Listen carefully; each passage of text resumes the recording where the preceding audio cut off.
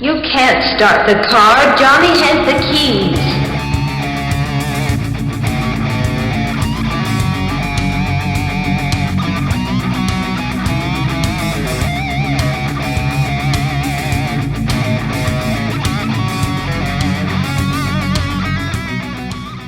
Which I watched X-Files last night. Oh, the next two? Yeah. The whole time I was watching it, I was like, I've seen this a million times, but I don't ever recall seeing that kind of suspense on like broadcast television. I'm sure there was.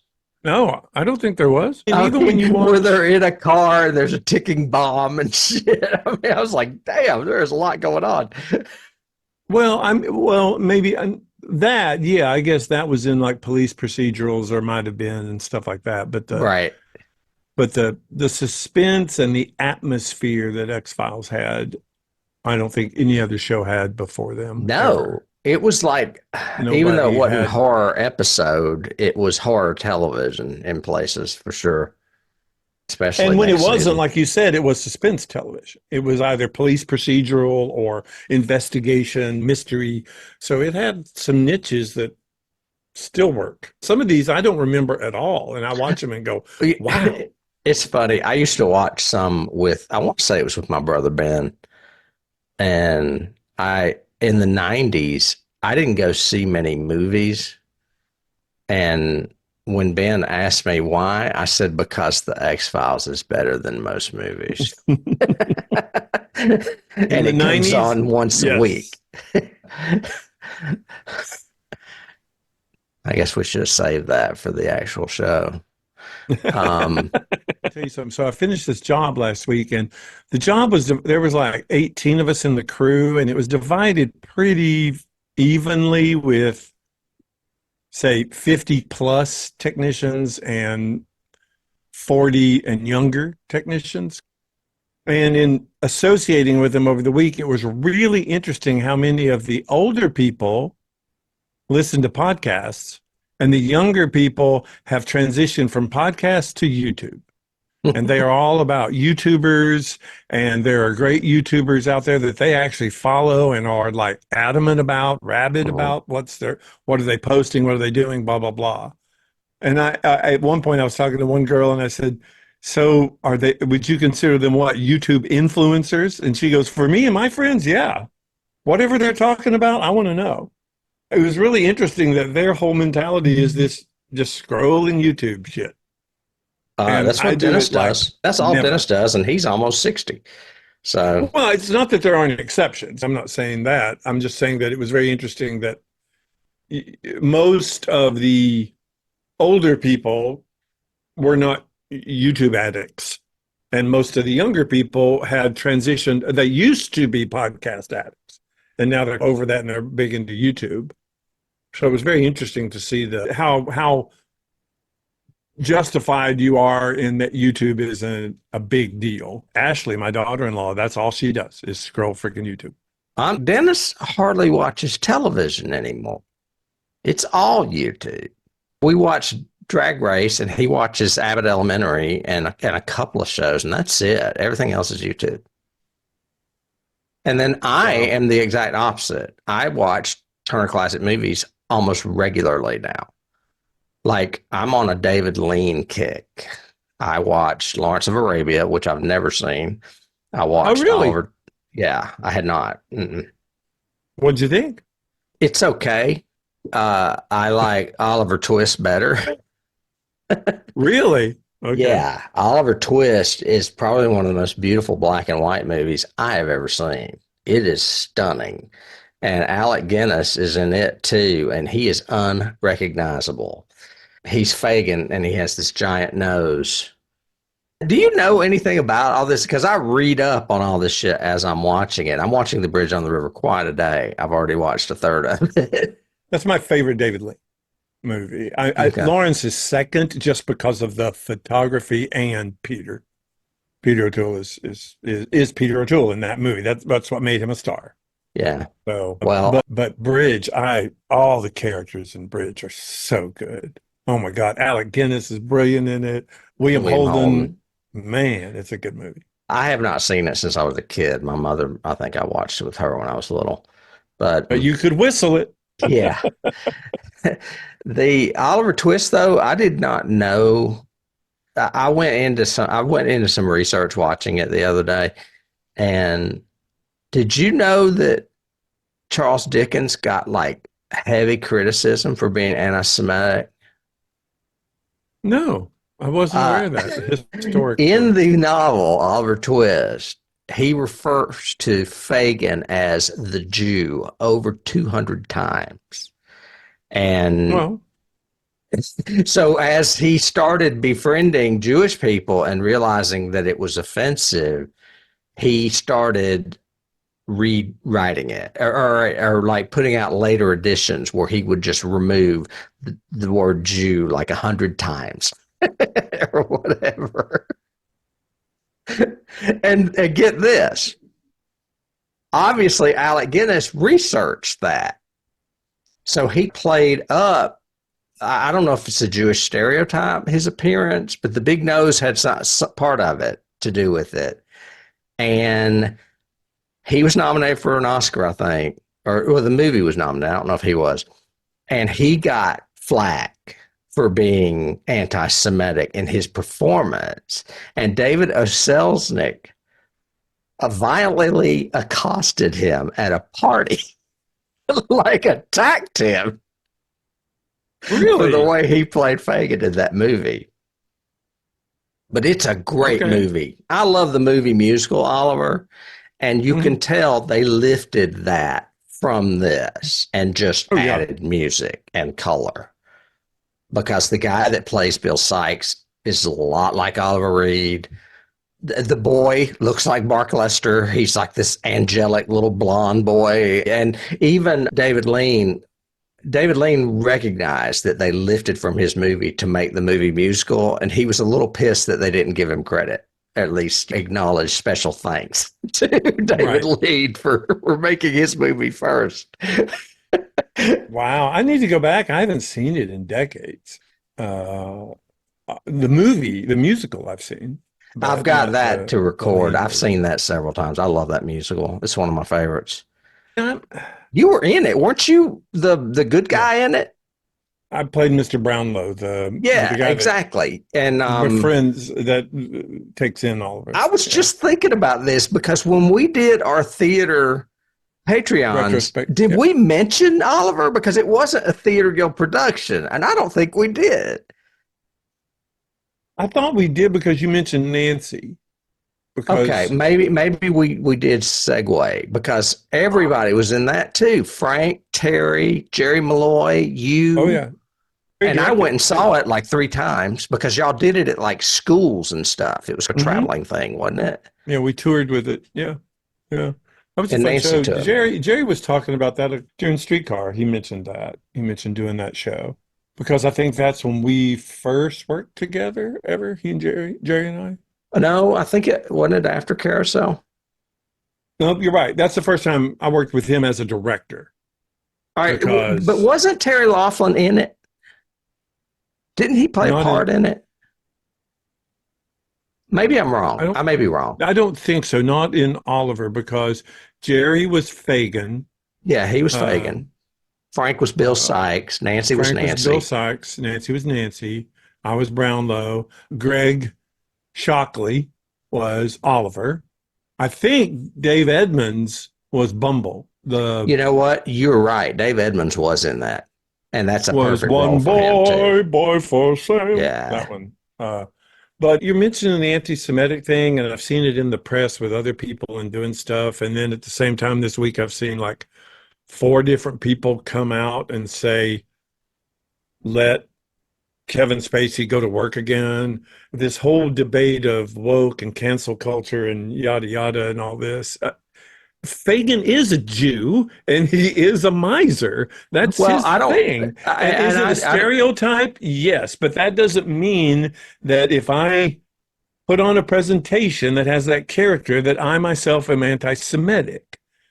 If I cast a a Catholic priest in the role. It's not going to make me whitewashing it, is it? Or whatever. I just No, and if you're going to do a show where there's obviously harsh or derogatory language or stereotypes, I think the easy out for that is to put a disclaimer in the program, or at least have someone make a little speech before the show or something like that for context. We're doing, what's the Sidney Poitier one? Guess who's coming to dinner?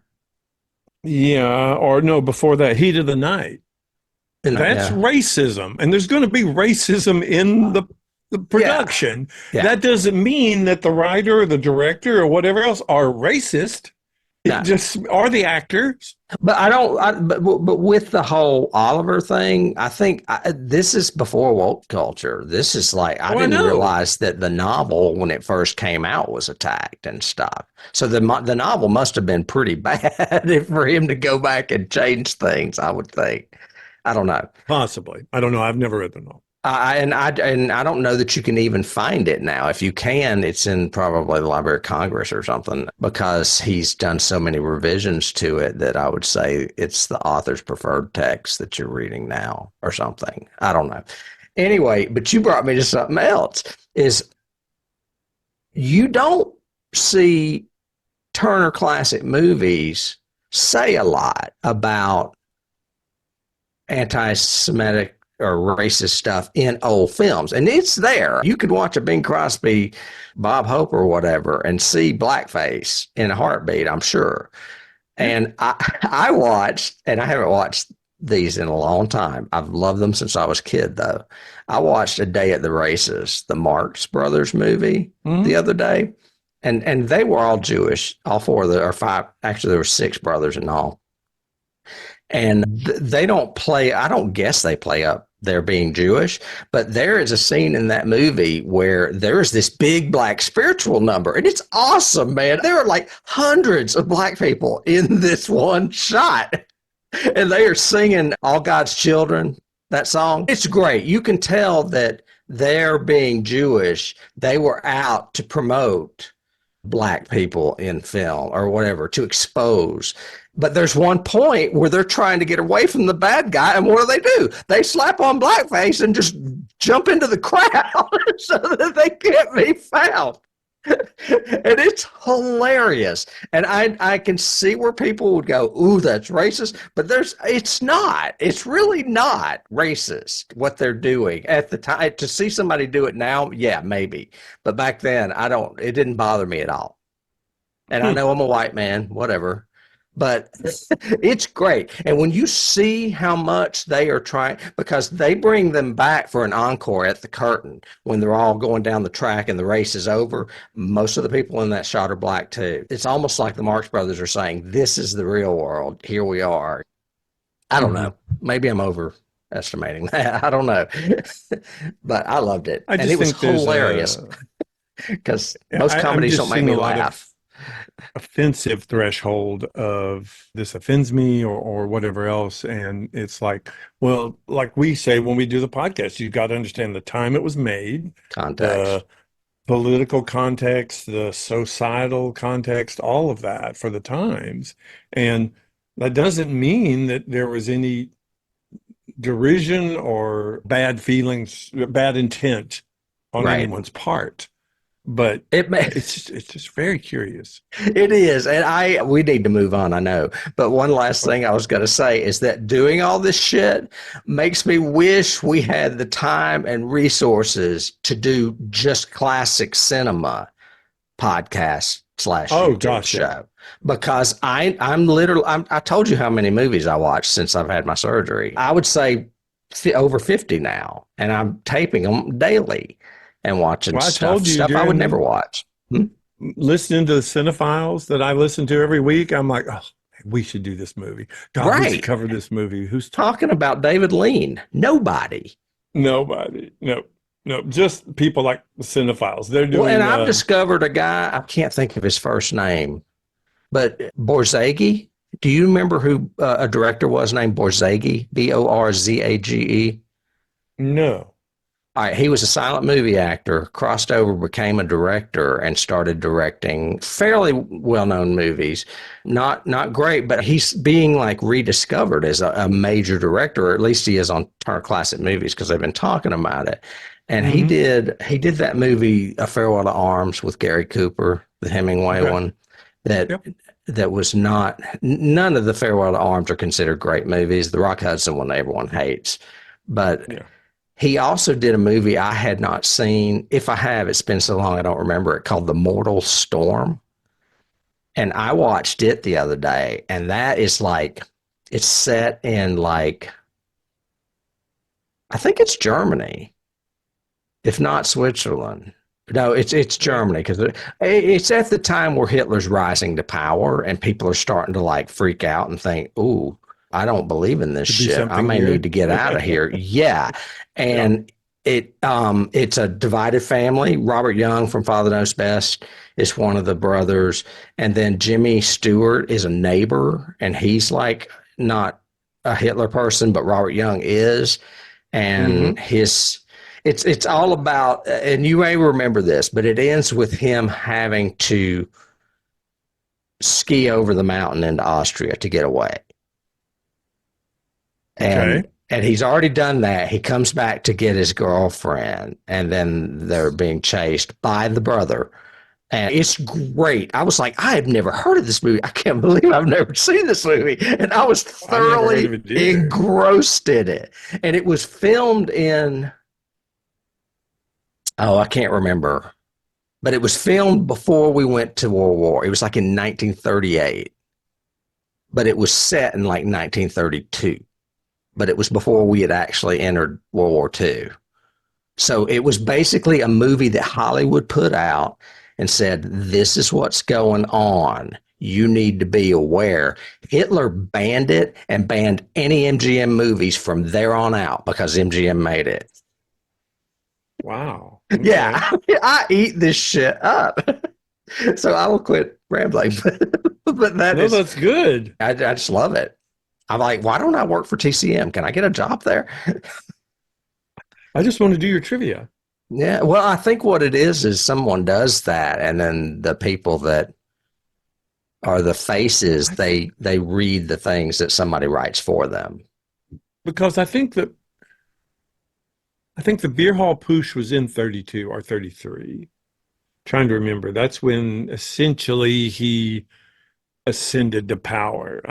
But I thought it was like 33 or 34 because Poland is 39. Well, maybe it was set in 34. I thought it was 32. But like it starts in like a pub, and all of a sudden there's people like talking crazy shit like Hitler would say, and then you start seeing, ooh, there's a divide in this room and stuff. And the next thing you know, they're wearing swastikas. Yeah.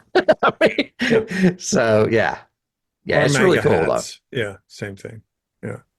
So it's called The Mortal Storm, if you ever and it's a Borzage film, and he directed some other stuff too, but a lot of stuff you haven't heard of. Okay, I'll look into that. But he's so old that like he died in like he died before we were born, I think, like in the 60s or something. Sure. Yeah. Part of the stuff that I had that was extra. The very last thing I have that is extra is me telling you about that movie Possum, and your reactions are hysterical. Because I talk about it being a giant spider puppet with a clown head. Yeah. you like were like, worst. Great. That's just crazy. Yeah. The first thing I thought was, man, why did I pick that movie to do this shit? I mean, it's worth it just for that. I was scrolling across the other day and came across that new Adam Sandler movie, and I was like, hell no. What is it? Is it the space one? Yeah. And the alien entity is a spider, a giant freaking spider talking to him. I didn't know that. Yeah. No, what is it with arachnids all of a sudden? I don't know. But I'm supposed to be able to put weight on my foot tomorrow, but my physical therapist said he's going to make me do it today. Yeah, don't you hate physical therapists? They can, no. No, Mean. I don't. I actually like this guy. He's a big nerd too. He was telling me about something the other day. He's into the Godzilla versus Kong, the new movies. I didn't realize there's been two of them. And he said, yeah, and there's this world that they've created, and there's this scientific group called the such and such. And I said, that sounds like Agents of S.H.I.E.L.D. He said, yeah, it's very much like that. I was like, wow. So they're creating their own little monster universe with these Godzilla Kong movies, apparently. Yeah. All I've seen is, I think I saw the new Godzilla, and then I saw the Peter Jackson Kong, and that's all I've seen. So I don't know anything about them. Have you ever heard of Alonzo? Shit, I can't say his name. Alonzo Duralde. No, I don't think so. He's a film critic. He's gay, and I learned of him decades ago from another gay writer named, shit, I can't think of his name now, Dennis Hensley.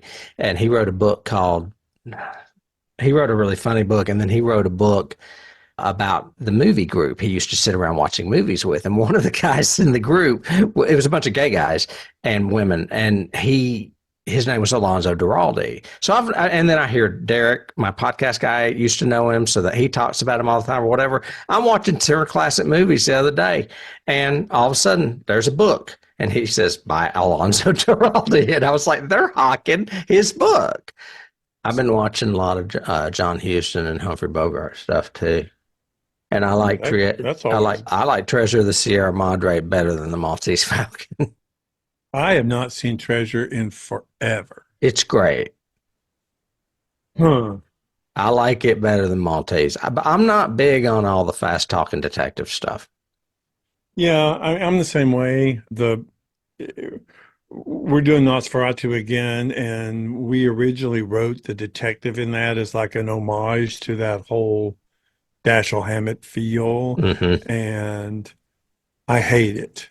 And that's one of the things we're going to rewrite is that whole character, because he's all fast talky and giving orders and doing and and I'm like, it just doesn't work. It takes you out of it. It's so unrealistic that you go, no, I don't even like this character. Did Lee play that character?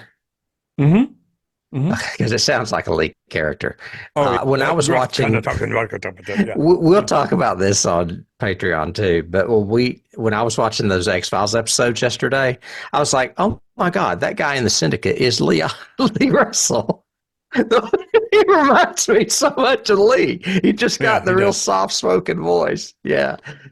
3, 2, 1. I was just wondering if maybe you were going to have Richard Dreyfuss come do a transphobic tirade at your theater before the show.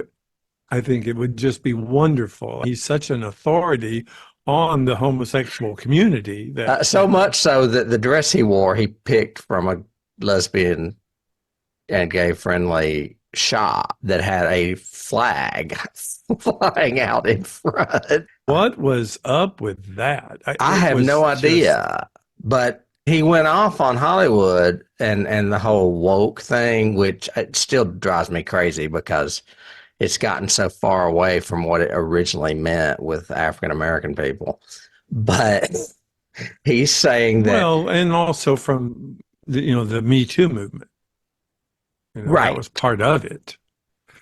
Oh, he hit all of them. He hit women. He hit transphobic people, but he also hit Hollywood, saying that I don't know. He attacked Hollywood, and the first thing I thought was Hollywood started with a lot of Jewish immigrants.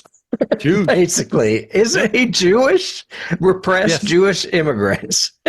And he's a Jewish immigrant now attacking other repressed people. I'm like, well, he's not an immigrant, but he's of Jewish descent, I'm pretty certain.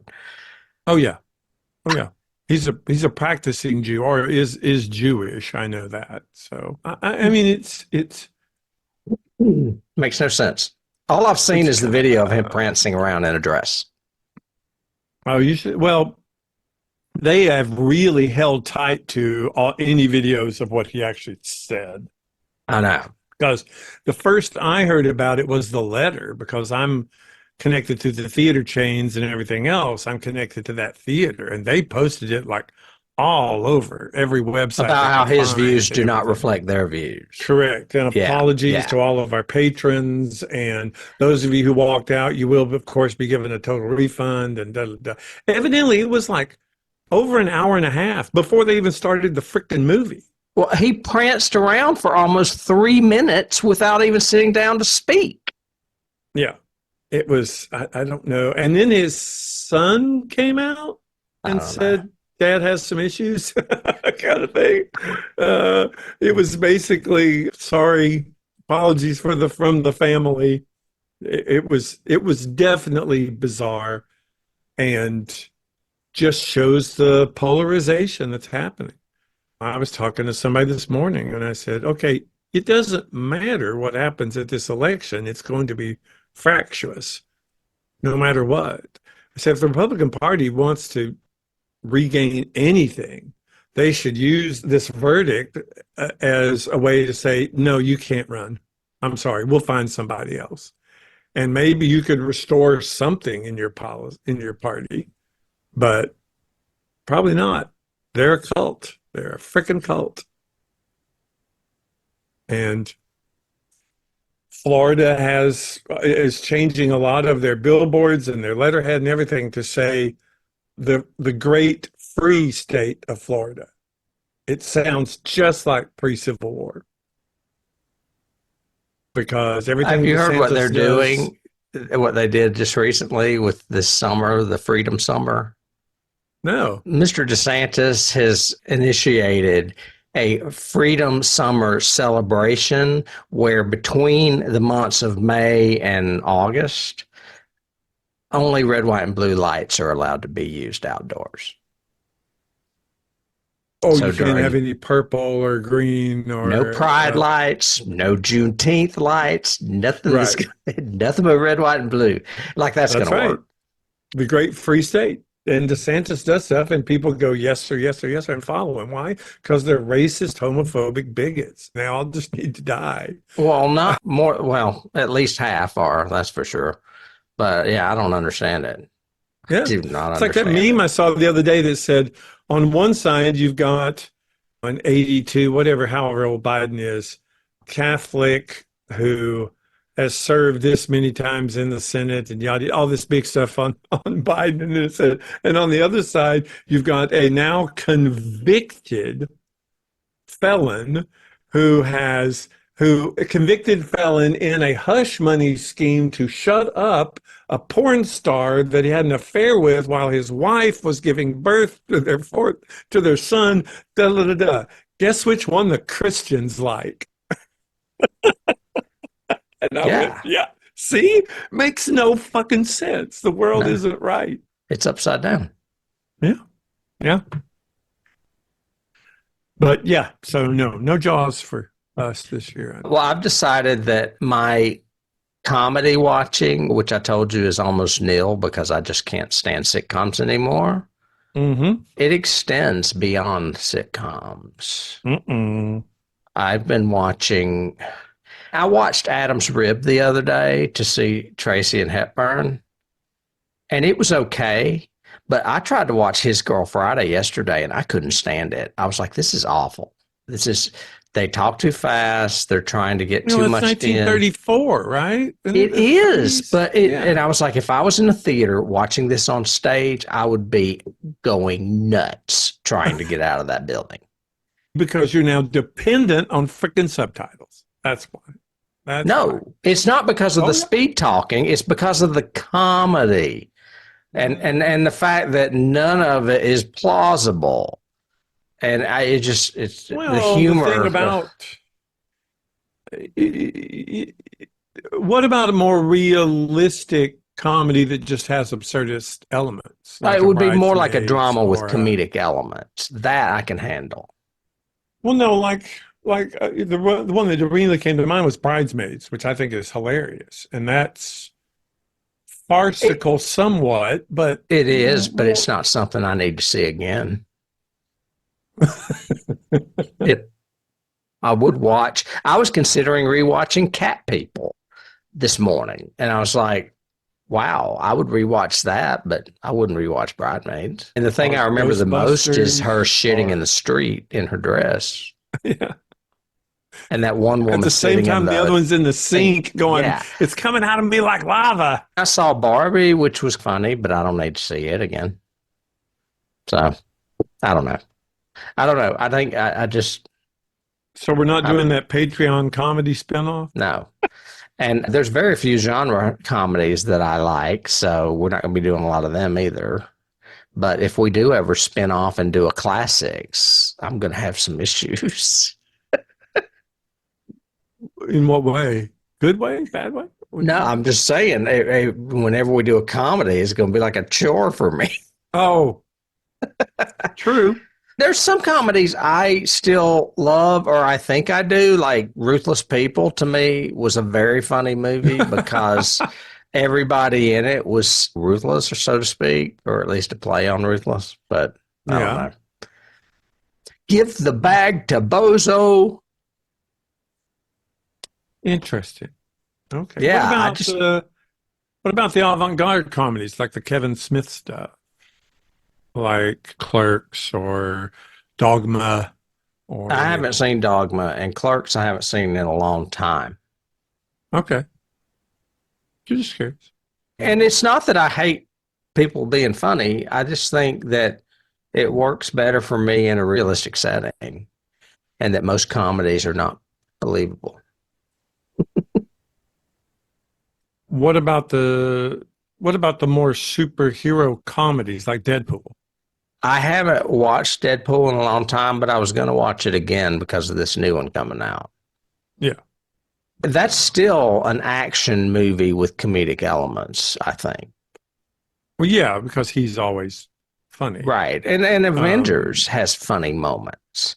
Really funny moments. Yeah, well, all the Russo scripts have funny moments that they helped work on, and Josh worked on. And I can handle that.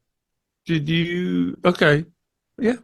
But yeah, His Girl Friday gets like scads of great reviews. And it's one of 4 movies based on the front page. Mm-hmm. And I remember switching channels from the 80s. I remember watching it. I don't remember liking it. But His Girl Friday gets the highest ratings as far as adaptions of that piece. Cary Grant's great. Rosalind Russell, Dom Amici. And the whole time I was like, I'm not buying this.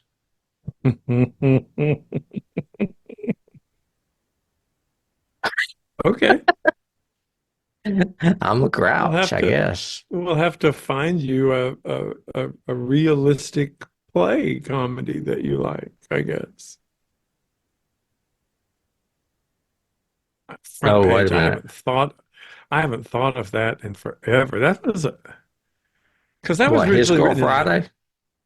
No, the front page that it's based on, because that was originally written in like the 20s or something. I seem to remember because that was a Ben Heck script. So that had to be late 20s, early 30s. We watched a ride through of Tianna's new Splash Mountain thing. Have you seen that? No. They did an overlay. They took out Brer Rabbit and put in Tianna for the Splash Mountain ride because they've always had problems with Brer Rabbit. We'd originally pitched that for a refit because I was involved with a bunch of stuff from Tianna's whole princessdom. And the original pitch was to refit that to Pirates of the Caribbean in Paris, I think, because it just wasn't working. Nobody was going, who cares about freaking pirates in Paris? So since the whole area looks New Orleans-y, we were thinking, we could change that ride to a Tianna ride. But nothing ever came of it. It was just... I get it. The Song of the South is not a big property. Obviously, they yanked it, and you can't get... I've got a bootleg copy because you can't get it anywhere. Right. But changing it to Tianna, Dennis and I were watching it last night, and the whole time we watched it, we were like, this is forced. This looks way too forced. Yep. It still looks like Thunder Mountain with grass on it. It's like red clay rock everywhere with grass on it. I'm like, that does not look like New Orleans at all. No, they've rushed it, obviously, and not done it right. That's the issue. They took about a year and a half, but it does not feel right. And there's no hills really in New Orleans. So they're like, they talk under about the water table, for God's sake. they're talking about salt mines. And I'm like, is that in New Orleans? I was going to say, I don't remember there being salt mines in the movie. No. Yeah, it doesn't. Yeah, it's not. You have to put your cemeteries on top of the ground in New Orleans. That's what I told Dennis. I said they should have cemeteries. Why are they not doing that? Oh, because it might offend somebody. No, it's right next door to the Haunted Mansion. Yeah, but that doesn't offend anybody. Haunted Mansion doesn't. Well, that's cemeteries, though. Anybody. Well, yeah, it has gravestone. But yeah. Anyway, yeah, I was like, I told Tianna. Dennis, I said, look, I will write it because the animatronics and some of the indoor stuff is cool. It just, the outside of it does not look like it at all. And I was like, I'm not writing this if there's a long wait. That's just what I told Dennis. I said, I'll write it, but not if it's a long wait. Did you see the animatronics and everything from the Frozen ride in Tokyo Disney Sea? No. Oh my gosh. It's amazing. It's some of the best animatronics I have ever seen. Oh. It's really, look it up. It's really cool. It looks like some of these looked really good. Another water ride, but it's done really, really well. So, okay. Now they have them. They have animatronics for the Frozen at Epcot. Yeah, but there's somebody on one of my TikTokers compares them and goes, "This is in Florida. This is in Tokyo." The Tokyo one is like all projection mapped and texture. So when she does her spells, it like goes across the walls and goes up, and it looks so cool. And it's like, yeah, there's a big difference there. Of course, then again, they have bukus of money. Yeah, Tokyo. If you guys ever want to take a trip and go to Disney, Tokyo Disney Sea is still the best park ever. Dennis is wanting to go to Japan, so that may be happening. Japan's wonderful. I love Japan. Yeah, I thought it was wonderful. I would rather go to Tokyo Paris. Disney Sea is great. Yeah, of course you would. And I've been there, so true. But yeah, I would go to Japan. I have no inclination at all to go to China, though. Maybe Singapore. Don't go to China. Don't go to Singapore, Hong Kong. Yeah, but depends on what happens to Hong Kong. Yeah, I'm not going anywhere that's rural and they bugs or whatever. Well, it's not just 3, 2, 1.